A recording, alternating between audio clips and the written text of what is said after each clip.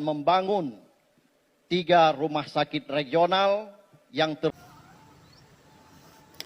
Kepala meritat haba karang-karang oleh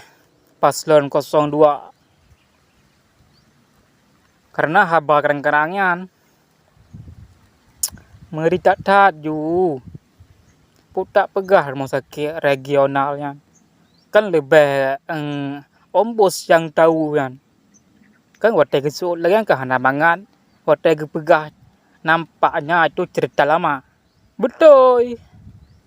pengen masyarakat ya ndak ada leh watai istirahat debatnya kan dalam ruangannya kan itu leh konsep leh relawan warona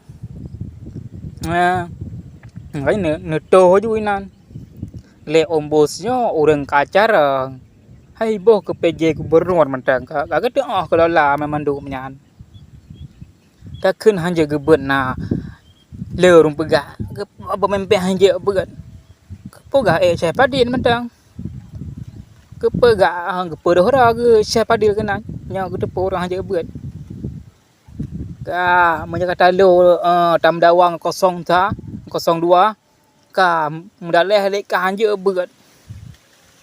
nama po anja beah lawa gubernur sa aduh nyo debat yang kedua cukup jai talu 02 po yang dipegang itu jawab oleh Bustami Ombus habis kita mandum de ombusnya urang jak ikula habis ke depu mandu yang karangan yang karangan waknya habis ke depu mandu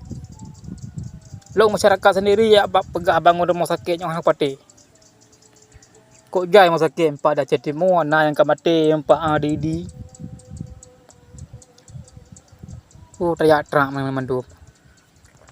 pegah nyonyo mentang insyaallah menyalung je ke gubernur ente insyaallah be nyamanan